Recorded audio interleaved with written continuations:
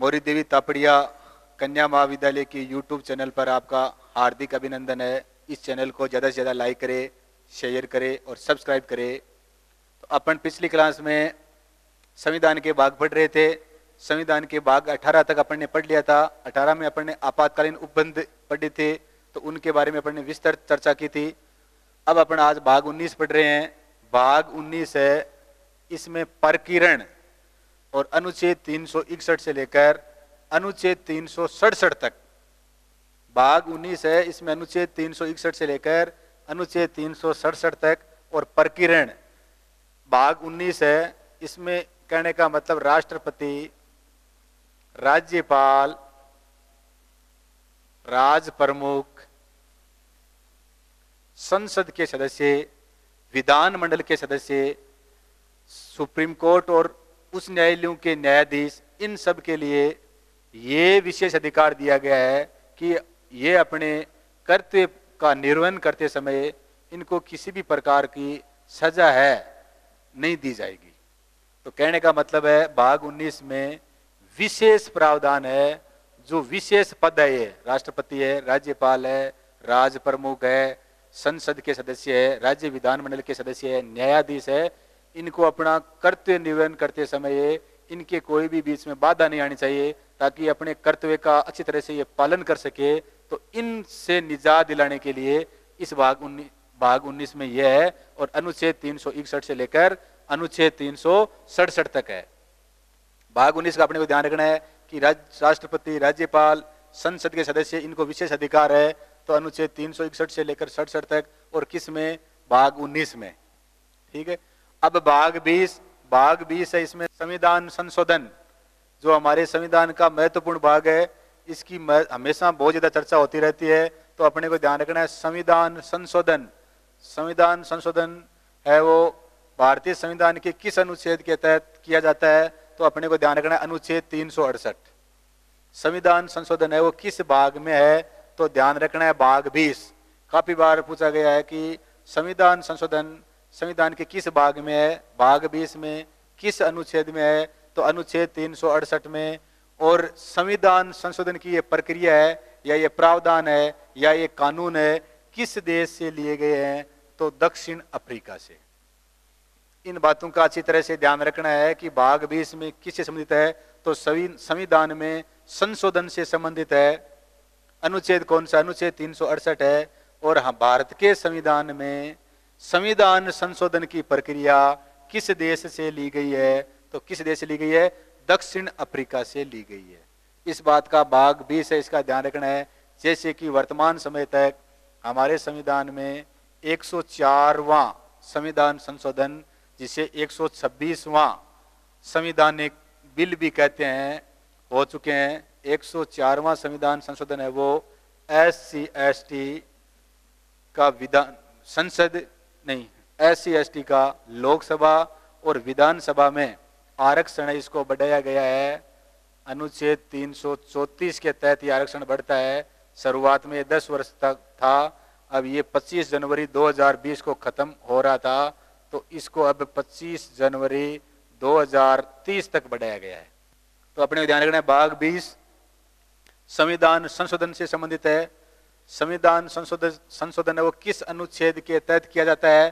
तो अनुच्छेद 368 के तहत किया जाता है। और जो वर्तमान समय तक 104 संवैधानिक संशोधन हो चुके हैं। बिल 126वां था और इसमें अपने SC ST अनुसूचित जाति और अनुसूचित जनजाति को लोकसभा और विधानसभा में इनके आरक्षण को बढ़ाया गया है। एक ध्यान रखना है, इसमें आंग्ल भारतीय जो अनुच्छेद 331 लोकसभा में, अनुच्छेद 333 विधानसभा में, लोकसभा में 2 आंग्ल भारतीय और प्रत्येक राज्य की विधानसभा में 1 आंग्ल भारतीय, इनको इस 104वें संविधान संशोधन द्वारा निरस्त, मतलब आंग्ल भारतीय की जो मनोनीत करने की जो थी परंपरा, इसको समाप्त कर दिया गया है। समाप्त क्यों किया गया है? कि वर्तमान समय में इनकी जनसंख्या सिर्फ 251 कितनी बची है, इसलिए अब इनको है वो संसद और विधानसभा के अंदर मनोनीत नहीं करना चाहिए। तो भाग अपने 2 पढ़े। भाग 19 इसमें प्रकीर्ण है। प्रकीर्ण का मतलब राष्ट्रपति, राज्यपाल, राज प्रमुख, विधानसभा सदस्य और जो अपने न्यायाधीश है, इनसे अपने कर्तव्य पालन के समय कुछ विशेष छूट दी गई है ताकि अपने कर्तव्य का पालन आराम से कर सके। भाग 20 संविधान संशोधन है, अनुच्छेद 368 है, लिया कहाँ गया है? दक्षिण अफ्रीका से लिया गया है। और आज तक इस भाग 20 के तहत 104 संवैधानिक संशोधन हो चुके हैं और बिल 126वां था। और इसमें लोकसभा और विधानसभा में SC और ST इसका आरक्षण बढ़ाया गया है। लोकसभा में SC की 84 और ST की 47 सीटें हैं। और अपने राजस्थान के अंदर जो विधानसभा है इसमें 34 SC की और 25 ST की है। तो इनके आरक्षण को अब बढ़ाकर 104वें संविधान संशोधन से और 25 जनवरी 2030 तक कर दिया गया है। मूल संविधान में अनुच्छेद 334 के तहत बढ़ाया जाता है। मूल संविधान में 10 वर्ष था और अब इसको 80 वर्ष तक बढ़ा दिया गया है। इसका अपने को करंट जो मेन्यू है इनका ध्यान रखना है। अब संविधान संशोधन, सीधा क्वेश्चन पूछ ले कि भारतीय संविधान में संशोधन करने की विधियां कितनी है, तो अपने को ध्यान रखना है 3 विधियां हैं। भारतीय संविधान की पूछ ले कि संविधान में संशोधन करने की विधियां कितनी है, तो 3 विधियां हैं। और ऐसे पूछ ले भाग 20 अनुच्छेद 368 में कितनी विधियां हैं, तो 2 ही। इस बात का ध्यान रखना, काफी बार पूछा गया है। ये क्वेश्चन है वो आपस में अपने को मिसगाइड करने वाला है, तो इसका ध्यान रखना है। कंफ्यूज करने वाला क्वेश्चन है कि संविधान में संशोधन की कितनी विधियां हैं, तो 3। और अनुच्छेद 368 में संशोधन की कितनी विधियां हैं, तो 2 ही। संविधान में हमने पढ़ा है कि संविधान का जो भाग फर्स्ट है इसमें अनुच्छेद 1, 2, 3 और 4 है। उसमें अनुच्छेद 2 में नए अर्जन किए गए, मतलब अपन कोई दूसरे देश से जो भूभाग अर्जित करते हैं, मतलब नए राज्यों का निर्माण, पर वो भारत के भाग नहीं है, दूसरे देश से अपने अर्जित किया है। 3 में अपने जो देश में ही जो नए राज्यों का निर्माण है, उनकी सीमा में परिवर्तन है, उनके नाम में परिवर्तन है, अनुच्छेद 3 के तहत होता है। और ये सारे कानून है जो साधारण इन गठन होना साधारण बहुमत से, ये अनुच्छेद 4 के तहत आता है। तो ध्यान रखना है, जो साधारण बहुमत से कानून बनते हैं वो अनुच्छेद 4 के तहत आते हैं, ठीक है। परंतु ये अनुच्छेद मतलब संविधान का भाग 20 का भाग नहीं है, इस बात का ध्यान रखना। संविधान संशोधन जो भाग 20 है अनुच्छेद 368 के तहत 2 विधियां हैं। एक विधि है ये साधारण बहुमत के द्वारा, और ये भाग फर्स्ट का भाग है जो अनुच्छेद 2, 3, 4 के तहत होती है। ध्यान रखना है। तो संविधान में संशोधन करने की कितनी विधियां? 3, जो एक भाग फर्स्ट में है अनुच्छेद 4 के तहत, अनुच्छेद 2 और 3 में, और अनुच्छेद 368 के तहत 2 विधियां हैं। एक तो होता है विशेष बहुमत। विशेष बहुमत का मतलब यही है संसद में उपस्थित और मतदान करने वाले सदस्यों का 2/3 और साधारण सदस्यों का बहुमत। विशेष बहुमत का मतलब यही है संसद में मतदान प्रक्रिया में भाग लेने वाले सदस्यों का 2/3 और साधारण जो लोकसभा की जैसे इस बार अभी सदस्य संख्या 543 है तो उनका बहुमत होना चाहिए। और एक तो हो गया विशेष बहुमत, दूसरा विशेष बहुमत प्लस आद्य राज्यों की विधानसभा से अनुमति। इन बातों का ध्यान रखना। अनुच्छेद 368 के तहत जो संविधान के भाग 20 में है 2 विधियों का उल्लेख किया गया है। एक में तो है विशेष बहुमत। विशेष बहुमत का मतलब यही होता है मतदान में भाग लेने वाले सदस्यों का या उपस्थित और मतदान में भाग लेने वाले सदस्यों का 2/3 बहुमत, और साधारण संख्या है इसका बहुमत, जो सदस्य संख्या है इसका बहुमत होना चाहिए। तो ये पहला। और दूसरा है विशेष बहुमत, मतलब उपस्थित और मतदान करने वालों का 2/3 सदस्य संख्या, साथ में आद्य राज्यों की विधानसभा है इसकी भी अनुमति या सहमति हासिल होना जरूरी है। अब विशेष बहुमत में कौन कौन से कानून आते हैं? तो राष्ट्रपति का निर्वाचन अगर बदलना है तो, और केंद्र और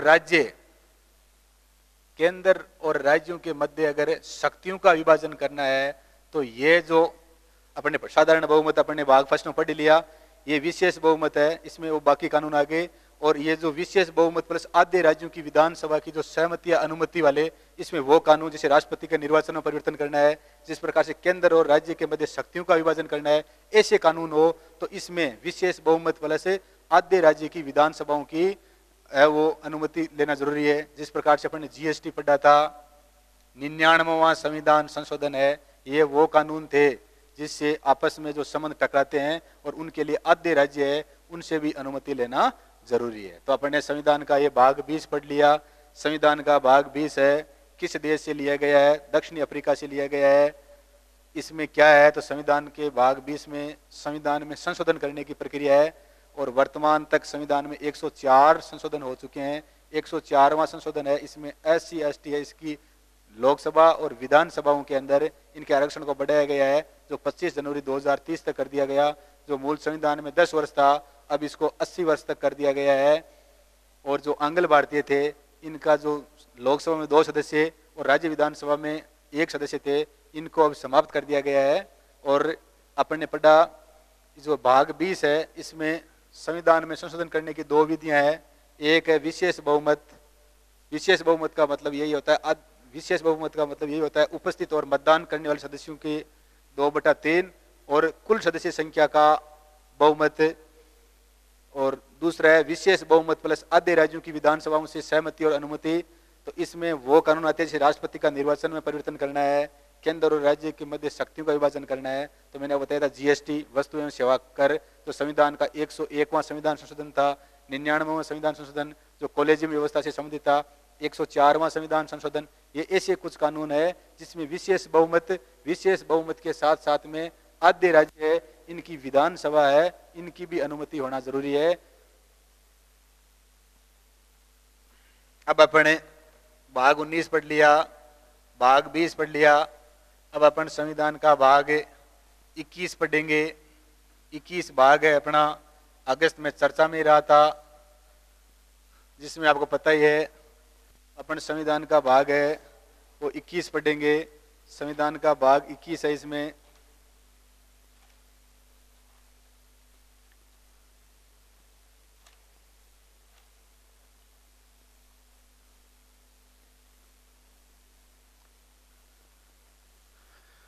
एक आपको अनुच्छेद 368 के तहत जो 2 विधियों से अपन ने पढ़ा है संविधान में संशोधन, उसमें अनुच्छेद 108 के तहत संयुक्त अधिवेशन नहीं होता है। इस बात का ध्यान रखना है, इसमें कभी भी संयुक्त अधिवेशन नहीं होता है और राष्ट्रपति की पूर्व अनुमति की जरूरत नहीं पड़ती है। आज तक अनुच्छेद 108 के तहत जो संयुक्त अधिवेशन है वो 3 हुए हैं। पहला हुआ था 1961 में, पहला हुआ था 1961 में, पंडित जवाहरलाल नेहरू है उस समय भारत के प्रधानमंत्री थे, दहेज निरोधक को लेकर। दूसरा हुआ था 1978 में, उसमें मोरारजी देसाई भारत के प्रधानमंत्री थे, बैंकिंग सेवा को लेकर। दूसरा हुआ था 2002 में, पोटा आतंकवाद निरोधी कानून से संबंधित, उस समय अटल बिहारी वाजपेयी प्रधानमंत्री थे। पहला 1961, दूसरा 1978 और तीसरा 2002, इस समय नेहरू प्रधानमंत्री थे। बैंकिंग सेवा को लेकर या नहीं, दहेज निरोधक कानून को लेकर हुआ था। दूसरा बैंकिंग सेवा को लेकर हुआ था, मोरारजी देसाई प्रथम गैर कांग्रेसी प्रधानमंत्री थे। और तीसरा 2002 में आतंकवाद निरोधी कानून संसद हमले के बाद में हुआ था, उस समय अटल बिहारी वाजपेयी प्रधानमंत्री थे। तो आज तक अनुच्छेद 108 के तहत 3 संयुक्त अधिवेशन हुए हैं और संयुक्त अधिवेशन है वो कभी जो ये संविधान संशोधन है इसके तहत ये संयुक्त अधिवेशन कभी नहीं होते हैं। इस बात का अपने को ध्यान रखना है। संविधान संशोधन वाला भाग है, इसमें ये साधारण जो कानून है उसके ऊपर ही, साधारण कानून को लेकर ही होते हैं। और तीनों संयुक्त अधिवेशनों में भाग लेने वाला एकमात्र व्यक्ति है वो अटल बिहारी वाजपेयी था। फिर 1961 में ये जनसंघ से संसद था, 1978 में विदेश मंत्री था और 2002 में प्रधानमंत्री था। तो संयुक्त अधिवेशन है और ये सिर्फ साधारण कानून पे ही होते हैं, इसमें ये नहीं होते हैं। अब अपन भाग पढ़ेंगे 21, संविधान का भाग 21। संविधान के भाग 21 में अस्थायी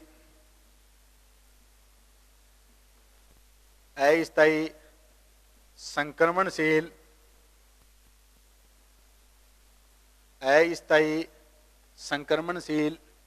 विशेष उपबंध है। अस्थायी संक्रमणशील विशेष उपबंध है जो अनुच्छेद 369 से लेकर 392 तक है। भाग 21 इसमें किससे संबंधित है? तो इसमें अस्थायी संक्रमणशील और विशेष उपबंध है। अस्थायी का मतलब ये जो भाग 21 के जो कानून है वो अस्थायी है। संक्रमणशील का मतलब दो समयों के बीच एक विशेष समय के लिए, कुछ समय के लिए प्रशासनिक व्यवस्था बनाने के लिए और विशेष उपबंध है ये। अनुच्छेद 361 से लेकर 392 तक है। अपन ने पढ़ा था अगस्त 2019 में पढ़ाया था। जो अनुच्छेद 370 है, जिसमें अनुच्छेद 370 और 35A जो इसका छोटा रूप था, जिसमें जम्मू कश्मीर को विशेष अधिकार दिए गए थे, उनको क्या कर दिया गया, समाप्त कर दिया गया। और ये अधिकार समाप्त करने के साथ में जम्मू कश्मीर भी भारत के जो और राज्य है उन राज्य, ये सारे कानून है ये शायद 31 अक्टूबर 2019 से लागू हुए थे। और इसके साथ ही जम्मू कश्मीर है, इसको केंद्र शासित प्रदेश, जम्मू कश्मीर और लद्दाख दो केंद्र शासित प्रदेश भी बनाए गए थे। और अनुच्छेद 370 समाप्त होने के बाद में जम्मू कश्मीर भी भारत के जो और राज्य है उन राज्यों की तरह ही हो गया। और जितने भी भारत के कानून है, RTI है, सूचना का अधिकार है, और जम्मू कश्मीर का जो विशेष राज्य का दर्जा है वो खत्म हो गया और सारे कानून है वो समान रूप से लागू हो गए। तो ये बातें लिखी गई थी इसमें। तो अपने को पूछ ले कि क्योंकि अभी ये किया गया है तो अनुच्छेद 370 है जिसमें जम्मू कश्मीर को विशेष अधिकार दिए गए थे, या इसमें अस्थायी संक्रमणशील या जम्मू कश्मीर से जो विशेष अधिकार वापस छीने गए हैं, तो ये किस भाग में है, तो भाग 21 में है। तो भाग 21 में अस्थायी संक्रमणशील विशेष उपबंध है जो अनुच्छेद 369 से लेकर 392 तक थे। और अनुच्छेद 370 में जम्मू कश्मीर इसको विशेष राज्य का दर्जा दिया गया था, जिसको वर्तमान समय में खत्म कर दिया गया है। जम्मू भी भारत के और ही राज्यों की तरह हो गया है। भाग 21 पढ़ लिया। अब अपन संविधान का भाग 22 है। संविधान के भाग 22 में, संविधान का जो भाग 22 है इसमें संक्षिप्त नाम,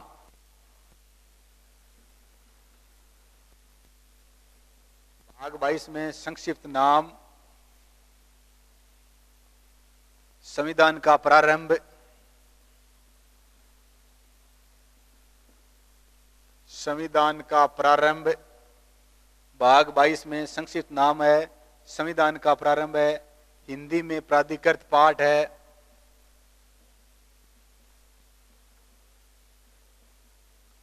ये बातें लिखी गई है इसमें। अनुच्छेद 393 है, अनुच्छेद 394 है,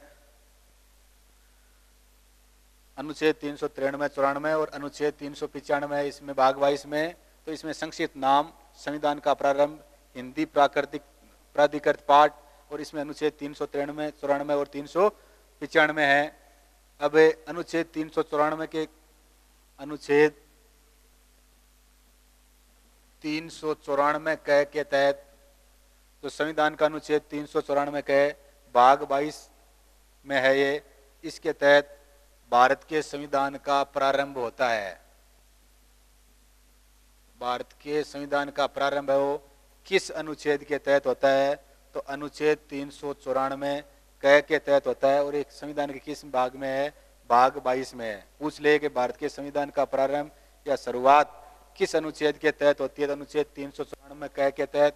और ये संविधान के किस भाग में है, तो भाग 22 में है। भारत का संविधान कब लागू हुआ, तो भारत का संविधान 26 जनवरी 1950 को लागू हुआ। और इस दिन भारत क्या बन गया, गणतंत्र। गणतंत्र का मतलब यही है कि किसी भी देश का राष्ट्राध्यक्ष है अब जनता द्वारा निर्वाचित होगा। जो वंशानुगत थी उसको क्या कर दिया गया, समाप्त कर दिया गया। अब अपने को ध्यान रखना है युद्ध व बाह्य आक्रमण, दो चार एक बातें हैं जो अपने को ध्यान रखनी है। अनुच्छेद जो 355 है, अनुच्छेद 355 है, इसके तहत युद्ध व बाह्य आक्रमण से राज्यों की रक्षा की जाती है। युद्ध व बाह्य आक्रमण से राज्यों की रक्षा है वो की जाती है। अनुच्छेद 3 आ जाए कि जो संघ या केंद्र सरकार है वो राज्यों की रक्षा युद्ध और बाह्य आक्रमण से किस अनुच्छेद के तहत करता है, तो अनुच्छेद 355 के तहत। अनुच्छेद 355 के तहत युद्ध व बाह्य आक्रमण से राज्यों की रक्षा करने का अधिकार केंद्र को है। अनुच्छेद 355 के तहत राष्ट्रपति आपातकाल की घोषणा, राष्ट्रपति आपातकाल की घोषणा अनुच्छेद 359 के तहत करता है। पूछ ले कि राष्ट्रपति आपातकाल की घोषणा किस अनुच्छेद के तहत करता है, तो अनुच्छेद 359 के तहत करता है। और अगर राष्ट्रपति आपातकाल की घोषणा अनुच्छेद 359 के तहत करता है तो अपने जो मूल अधिकार है इनका निलंबन नहीं होता है। मूल अधिकार है इनका निलंबन, मूल अधिकार है इनका निलंबन नहीं होता है। मतलब मूल अधिकार है ये नागरिकों के बने रहते हैं।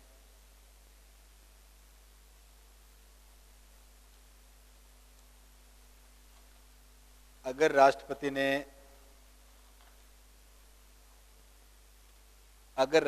ने 359 के तहत 358 लागू कर दिया तो अनुच्छेद 19 स्वतः ही निलंबित हो जाएगा। तो अपने ध्यान, अनुच्छेद 355 के तहत जो केंद्र सरकार है वो राज्यों की युद्ध व बाह्य आक्रमण से रक्षा करेगा। राष्ट्रपति आपातकाल की घोषणा अनुच्छेद 359 के तहत करता है। अगर अनुच्छेद 359 के तहत आपातकाल की घोषणा हुई है तो जो मूल अधिकार है इनका निलंबन नहीं होता है। अनुच्छेद 359 में अगर अनुच्छेद 358 लग जाता है तो अनुच्छेद 19 जो हमारा स्वतंत्रता का अधिकार से संबंधित है ये स्वतः निलंबित हो जाता है। और आपातकाल में भी अनुच्छेद 20 व 21 निलंबित नहीं होते हैं। ये अपन पढ़ रहे थे। अब अनुच्छेद 335, अनुच्छेद 335 अपन ने पढ़ा था, अभी बताया था आपको। अनुच्छेद जो 334 था इसमें लोकसभा और विधानसभा में SC ST का आरक्षण है। और अनुच्छेद 335 में SC ST है, SC और ST शेड्यूल कास्ट और शेड्यूल ट्राइब, अनुसूचित जाति और अनुसूचित जाति, इनको सरकारी नौकरी में आरक्षण है। सरकारी नौकरी में इनको आरक्षण है और वो इनकी जनसंख्या के अनुपात में दिया गया है। तो अनुच्छेद 335 है, इसमें SC ST को आरक्षण है। अनुच्छेद 350, अनुच्छेद 350 जो प्रारंभिक शिक्षा है, प्रारंभिक शिक्षा है वो मातृभाषा में दी जानी चाहिए। आ जाएगी किस अनुच्छेद के तहत जो प्रारंभिक शिक्षा है वो मातृभाषा में देनी चाहिए, तो अनुच्छेद 350 के तहत। और अनुच्छेद 351 में जो हिंदी भाषा है इसको प्रोत्साहन देना चाहिए। अनुच्छेद 351 में हिंदी भाषा को प्रोत्साहन देना चाहिए। तो ये बातें अपने मुख्य आज पढ़ी। इसी के साथ अपने जो संविधान के पोर्शन 5 थे, 1, 2, 3, 4, 5 ये खत्म हो गए। अब अपन आगे वाले जो अपनी क्लास होगी उसमें अपन है वो संविधान अपने भारत की जो अनुसूचियां है उसके बारे में है वो चर्चा करेंगे। तो सभी स्टूडेंट्स को बहुत बहुत धन्यवाद। अपने इस YouTube चैनल को अधिक से अधिक लाइक, शेयर और सब्सक्राइब करते रहो।